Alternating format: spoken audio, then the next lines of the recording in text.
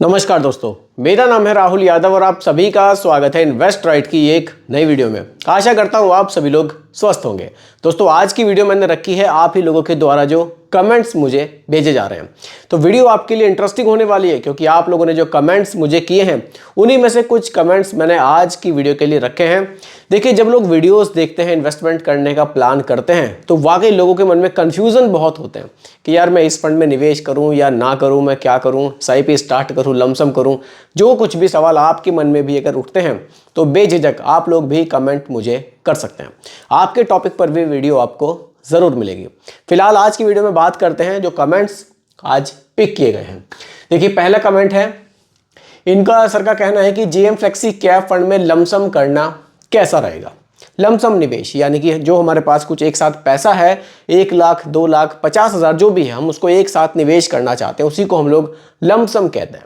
अब इनका कहना है कि GM फ्लेक्सी कैप में अगर हम लमसम करें तो क्या वो ठीक रहेगा।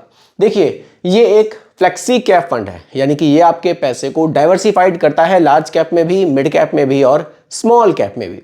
और यहाँ फंड मैनेजर को फ्लेक्सिबिलिटी भी है, इसीलिए ये फ्लेक्सी कैप फंड है कि चाहे जितना मर्जी लार्ज कैप में रख ले, चाहे जितना मर्जी मिड कैप में रख ले और चाहे जितना मर्जी वो स्मॉल कैप में रख सकते हैं। ठीक है, बात करते हैं GM फ्लेक्सी कैप फंड के। सबसे पहले यहाँ पर डाइवर्सिफिकेशन देखते हैं कि हमें कैसा देखने को मिलता है। चलिए डाइवर्सिफिकेशन देखते हैं।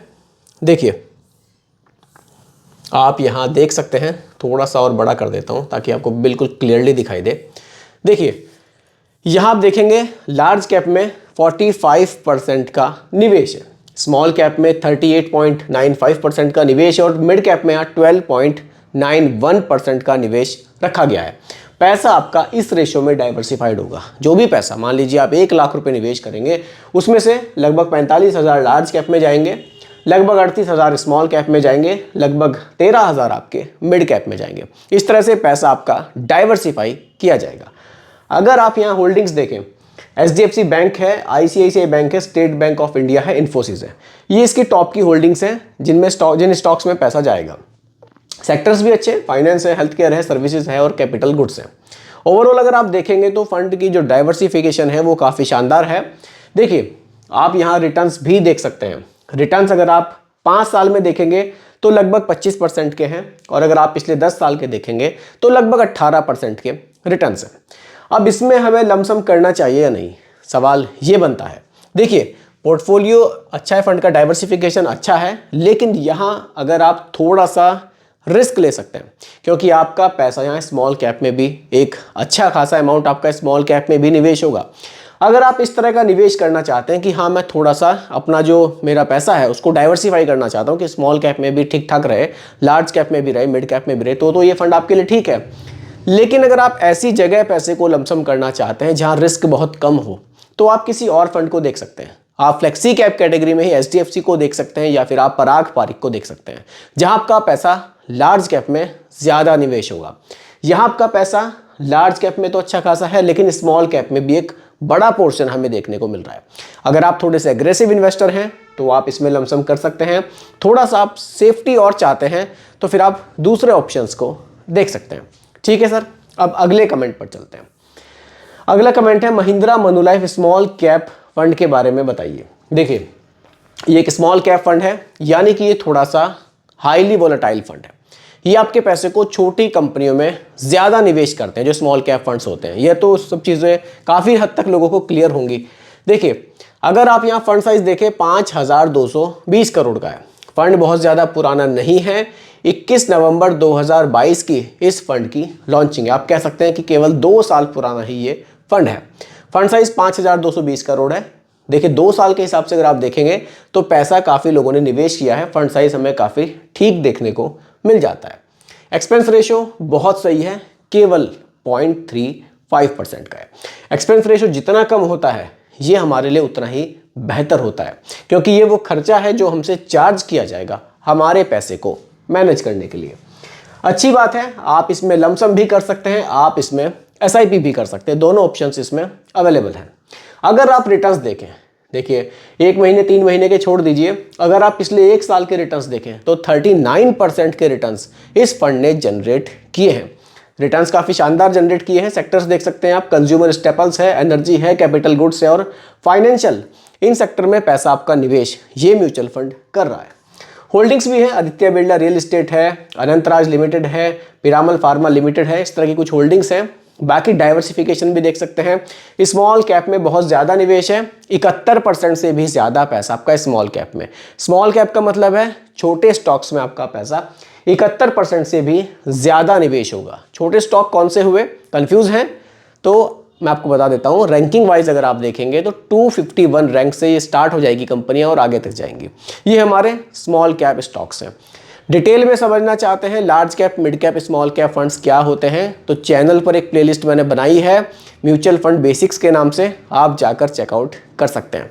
वहाँ ईजी वे में बिल्कुल समझाया है मैंने कि लार्ज कैप म्यूचुअल फंड्स कौन से होते हैं, मिड कैप कौन से होते हैं और स्मॉल कैप कौन से होते हैं। ठीक है, लार्ज कैप में यहाँ 9% का निवेश है और मिड कैप में यहाँ 11% का निवेश है। यानी कि जो मैक्सिमम पैसा है आपका स्मॉल कैप में है। काफ़ी हद तक कोशिश की गई है फंड मैनेजर द्वारा कि स्मॉल कैप में पैसे को रखा जाए, बाकी थोड़ी सी स्टेबिलिटी के लिए लार्ज कैप को भी ठीक ठाक रखा गया है यहाँ पर। तो फंड की अगर आप परफॉर्मेंस देखेंगे, फंड का डाइवर्सिफिकेशन देखें तो ओवरऑल देखने में काफ़ी ठीक लग रहा है। बाकी नया फंड है, अभी 2 साल ही हुए हैं, थोड़ा सा लॉन्ग टाइम तक देखेंगे तो और अच्छे से पता चलेगा कि फंड की परफॉर्मेंस कैसी है। अभी तक की बात करें तो फंड ओवरऑल देखने में बिल्कुल सही है, बिल्कुल कोई दिक्कत इसमें नहीं है, क्योंकि होल्डिंग्स अच्छी है, सेक्टर्स अच्छे हैं, डाइवर्सिफिकेशन भी काफ़ी हद तक सही हमें देखने को मिल रहा है। ठीक है, आगे बढ़ते हैं। Aditya Birla Sun Life BSE India infrastructure index fund के बारे में इन्होंने पूछा है। देखिए ये तो बिल्कुल ही अभी नया फंड है, ये एक एनएफओ है जो भी नया फंड लॉन्च हुआ है। 14 नवंबर 2024 की लॉन्चिंग है। अभी तो इसमें निवेश भी बंद हो चुका है 28 नवंबर को, लेकिन ये फिर से ओपन होगा, आप चाहें तो निवेश इसमें कर सकते हैं। थोड़ा सा फंड के बारे में बता देता हूँ। देखिए ये एक इंडेक्स फंड है और ये हमारे पैसे को कहाँ निवेश करेगा, ये इंफ्रास्ट्रक्चर से जुड़ी हुई जो कंपनियां होंगी, जो सेक्टर्स होंगे, उन्हीं में हमारे पैसे को निवेश करेगा।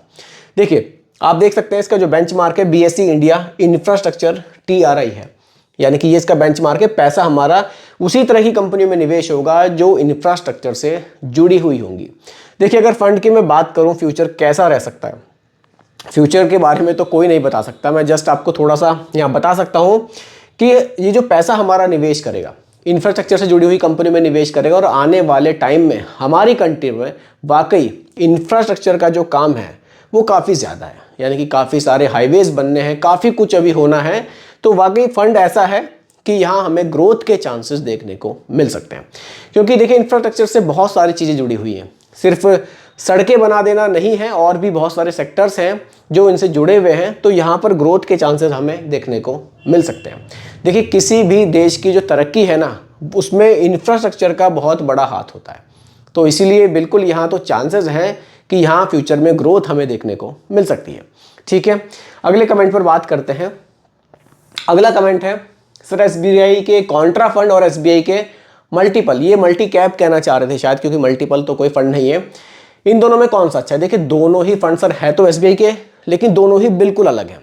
कॉन्ट्रा फंड क्या है, मैं आपको थोड़ा बेसिक बता देता हूँ। कॉन्ट्रा फंड हमारे पैसे को इस तरह से निवेश करता है मार्केट में कि जो उनको स्टॉक्स कम दाम पर मिल रहे हैं, जो अंडर वैल्यूड स्टॉक्स हैं, उनमें पैसा निवेश किया जाता है। जब फ्यूचर में वो बढ़ जाते हैं स्टॉक्स तो उनको बेच दिया जाता है। ये तो इस तरह से हमारे पैसे को निवेश करता है। अगर मैं मल्टी कैप फंड की बात करूं, ये हमारे पैसे को लार्ज कैप फंड्स में, मिड कैप फंड्स में, मतलब लार्ज कैप में, मिड कैप में और स्मॉल कैप में, तीनों जगह हमारे पैसे को निवेश करता है।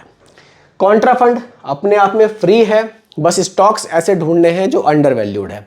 मल्टी कैप फंड, यहाँ सेबी का नियम है कि आप 25-25% तीनों कैटेगरी में रखेंगे। ठीक है, मल्टी कैप को अगर आप देखें 18,603 करोड़ रुपए का फंड साइज है, और अगर आप कॉन्ट्रा को देखें तो 40,486 करोड़ का फंड साइज है। ये जो मल्टी कैप फंड है ये भी केवल 2 साल 9 महीने पुराना है, और अगर आप कॉन्ट्रा फंड देखें तो ये 11 साल 10 महीने पुराना है। डाइवर्सिफिकेशन पर बात करते हैं ताकि और क्लियर हो आपको। रिटर्न्स देख लीजिए, पिछले 1 साल में मल्टी कैप फंड के रिटर्न्स 31% के रहे हैं। वहीं अगर आप पिछले 1 साल के रिटर्न्स कॉन्ट्रा के देखें तो ये भी लगभग 31% के ही देखने को मिले हैं। पिछले 1 साल में तो दोनों के रिटर्न्स सेम है, लेकिन कॉन्ट्रा फंड का हमें थोड़ा सा लंबा ट्रैक रिकॉर्ड भी मिलता है देखने के लिए। पिछले 10 साल में लगभग 17% के रिटर्न है। वहीं SBI मल्टी कैप फंड का भी बहुत पुराना रिकॉर्ड नहीं है क्योंकि एक नया फंड है। ठीक है, डाइवर्सिफिकेशन देख लीजिए। ये मल्टी कैप फंड है, जैसा मैंने आपको बताया 25-25-25 तीनों जगह रखना है। तो यहाँ लार्ज कैप में 30.89 है, स्मॉल कैप में 36.38 है और मिड कैप में 26.63% का निवेश है। वहीं अगर आप कॉन्ट्रा में देखेंगे तो यहाँ लार्ज कैप में ज़्यादा निवेश है क्योंकि यहाँ फंड मैनेजर को फ्लेक्सिबिलिटी रख सकते हैं।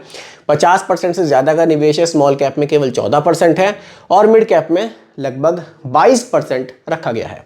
बाकी होल्डिंग्स आप देख सकते हैं HDFC बैंक, निफ्टी रिलायंस, आप मल्टी कैप की भी देख सकते हैं, ICICI है, कोटक महिंद्रा है, टोरेंट पावर है। तो ये इन दोनों की होल्डिंग्स है। तो दोस्तों आप दोनों में से ना अपनी सुविधा के हिसाब से फंड चूज कर सकते हैं। देखिए, एक फंड तो सीधा सा हिसाब है कि कोई चीज़ सस्ती दाम पर खरीद कर उसको महंगे बेचने की स्ट्रेटजी फॉलो कर रहा है, और एक फंड ऐसा है कि वो आपके पैसे को large cap, mid cap, small cap तीनों जगह पैसे को बांट देगा, तीनों ही कैटेगरी में आपके पैसे को निवेश करके चलेगा। तो दोस्तों ये कुछ कमेंट्स थे जो आज की वीडियो के लिए मैंने रखे थे। उम्मीद करता हूँ कि टॉपिक आपको पूरी तरह से क्लियर हुआ होगा और काफ़ी हद तक पसंद भी आया होगा। बाकी दोस्तों आपके मन में भी कोई कन्फ्यूज़न हो, आप भी बेझिझक कमेंट मुझे कर सकते हैं। बाकी दोस्तों रिकमेंडेशन नहीं है, केवल एजुकेशनल पर्पस वीडियो आप लोगों के लिए बनाई गई है, क्योंकि म्यूचुअल फंड का जो भी निवेश है बाजार जोखिमों के अधीन होता है। बाकी वीडियो पसंद आई हो लाइक शेयर ज़रूर कीजिएगा, और मेरे चैनल पर अगर आप नए हैं इसको भी सब्सक्राइब आप ज़रूर कीजिएगा। धन्यवाद।